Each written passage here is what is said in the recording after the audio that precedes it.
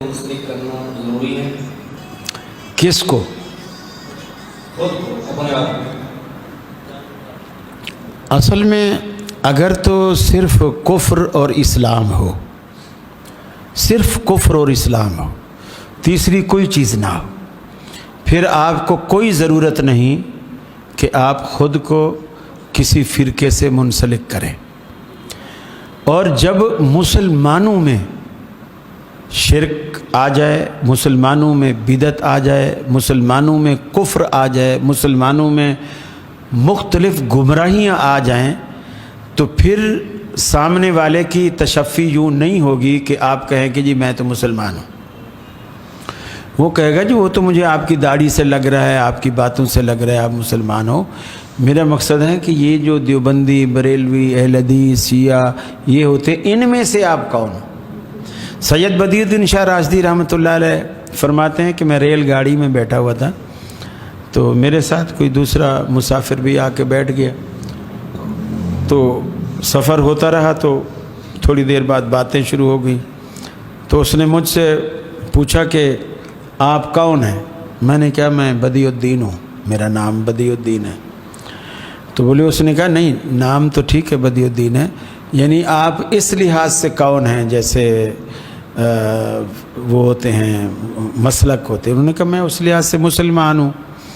तो कहने लगा माशाल्लाह, वो तो खैर आपकी दाढ़ी से, शक्ल सूरत से लग रहा है कि आप मुसलमान हैं, लेकिन मेरा मकसद था जिस तरह देवबंदी होता है, बरेलवी होता है, इस लिहाज से आप कौन हैं?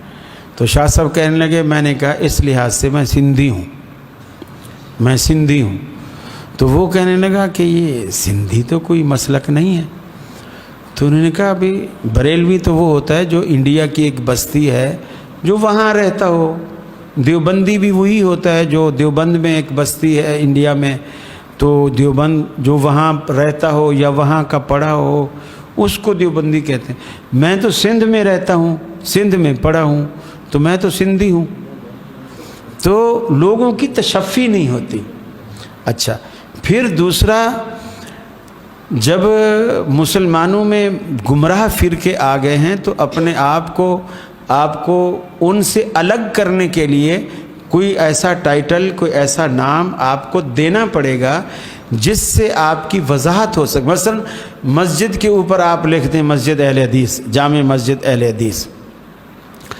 अब आपको उसके साथ ये वजाहत करने की बिल्कुल ज़रूरत नहीं है कि ये वो मस्जिद है जहाँ सुन्नत के मुताबिक नमाज होती है, जहाँ रफ़ुल यदैन होती है, जहाँ हाथ सीने पर बांधा जाता है, यहाँ टांगें ज़रा खुली रखनी पड़ती हैं, यह हाथ सीने पर बांधे जाते हैं, आमीन ऊंची कही जाती है, इमाम के पीछे फात। सिर्फ़ अहले हदीस लफ्ज़ लिखने से ये सारी हिस्ट्री उसके जहन में आ जाएगी। अब आपने मस्जिद पे बोर्ड पढ़ा मस्जिद गौसिया, आप फ़ौरन समझ जाएंगे ये तो हरी पगड़ी वाले हैं, और यहाँ तो नमाज भी सुन्नत के ख़िलाफ़ होगी, शिरकिया अल्फाज भी होंगे, अज़ान के बाद सलात सलाम भी पढ़ेंगे, वसीले से दुआ भी मांगेंगे, सब कुछ करेंगे। तो ये टाइटल इसलिए होते हैं कि पूरी वजाहत हर शख्स को हर जगह न करनी पड़े, वो टाइटल सुनते ही उसको पता चल जाए। मसलन किताब के ऊपर लिखा होता है किताबुज़ ज़कात, अब आपको नमाज का मसला चाहिए तो आप किताबुज़ ज़कात को नहीं पढ़ेंगे ना ढूंढेंगे, आप किताबुज़ सलात उठाएंगे। टाइटल का ये फ़ायदा होता है कि आपके सामने उसका तारुफ आ गया और आपको जो ज़रूरत है उसके मुताबिक उस चैप्टर को आप जाके खोलेंगे। और अगर आपको गौसियाई मस्जिद चाहिए तो आप वही ढूंढेंगे, अगर आप हरी पगड़ी वाले हैं। और अगर रफ़ुल यदैन पढ़ने वाले हैं तो आप अहले हदीस मस्जिद ढूंढेंगे। तो अगर कुछ ना लिखा, बहुत सारे लोग होते हैं कहते हैं जी हम तो न्यूट्रल हैं। ये जो न्यूट्रल की बीमारी है, न्यूट्रल का मतलब होता है गाड़ी जब आप न्यूट्रल में डाल देना वो चलती ही नहीं है, ना आगे जाती है ना पीछे जाती। 10 साल बाद भी आप आओगे वो न्यूट्रल वाली गाड़ी वहीं खड़ी मिलेगी। ये न्यूट्रल की बीमारी एक अलग बीमारी है। गाड़ी को कभी भी न्यूट्रल नहीं छोड़ो, गियर में डालो और रिवर्स में भी नहीं रखो, टॉप गियर में डालो। और एक दूसरे से पूछो तूने कितने अहले हदीस बनाए, तूने कितने अहले हदीस बनाए, तूने कितने अहले। ये हैं काम दुनिया में करने के। اور یہ کام تنظیم سے جڑے بغیر نہیں ہوتے۔ اللہ کے رسول نے فرمایا جب کوئی شخص جماعت سے الگ ہوتا ہے اس پر شیطان اس طرح حملہ آور ہوتا ہے جس طرح ریوڑ سے جو بکری الگ ہوتی ہے بھیڑیا اس پر حملہ کرتا ہے۔